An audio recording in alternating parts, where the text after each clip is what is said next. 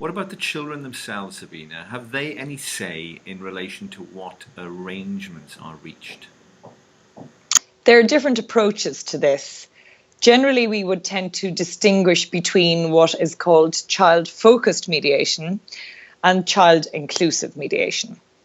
So to look at child-focused mediation first, this is what would be very broadly practiced in family mediation circles. This is where the child isn't directly physically involved in the process, but the mediator uses a variety of tools and skills to ensure that the focus of the parents' negotiations is on the well-being and the best interests of the child. This can be as simple as asking parents the question of, how will this impact upon your child?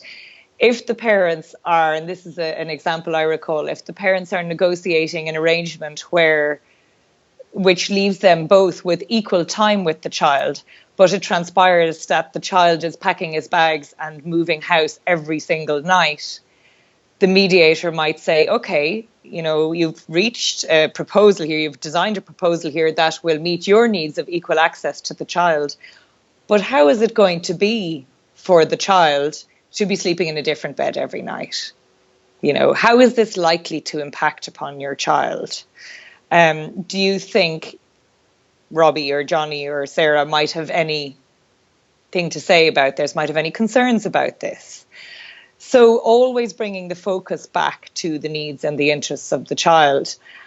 It might also involve the mediator bringing in a bit of information that might be relevant around, what research has said about what works for children, and even bits of general legal information. For example, what a lot of people don't appreciate in the Irish context is that what is known as access here, I think you call it contact in the UK, between a parent and child is not in fact a right of the parent, but it is the right of the child.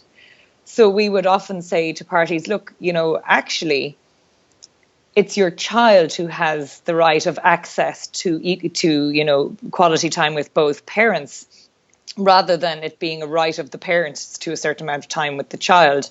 How might that impact on your view of what the options are here? So always the mediator is bringing the focus back to the child, and in some ways bringing indirectly the voice or potential concerns of the child into the mediation room. Child inclusive mediation then will involve often the mediator, or in some models an external advocate or advisor or child consultant, bringing the voices of the child or children directly into the mediation process.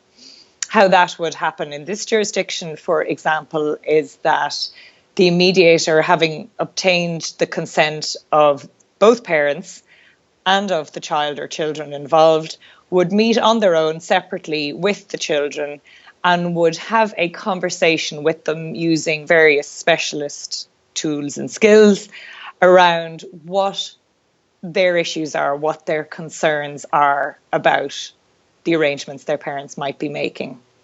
It's very important to say at this point, and to debunk the myth or the idea that children will be asked to choose where they want to live or to make decisions. That is not the case. It is still parents, the adults, who are making the decisions. But it is very important, and this is my own personal belief and the belief of many professionals, that the child is given the opportunity to at least say how this is impacting on them. And it's a very, very powerful process, this sort of process, because often what you get will be the children saying, I don't mind where I live so long as mum and dad stop fighting. Or, I'm happy to stay a few nights at dad's house, but I want to be at mum's house on Thursday nights because it's beside the football pitch and I have soccer practice. Or, I wish they would just let me get on with it and not keep asking me if I'm okay. Things like that. And then that input is fed back, again, using very specialized skills by the mediator to the parties, which is also a very powerful part of the process, where, really valuable for parents to be able to get out of their own distress and really hear what's going on for their children.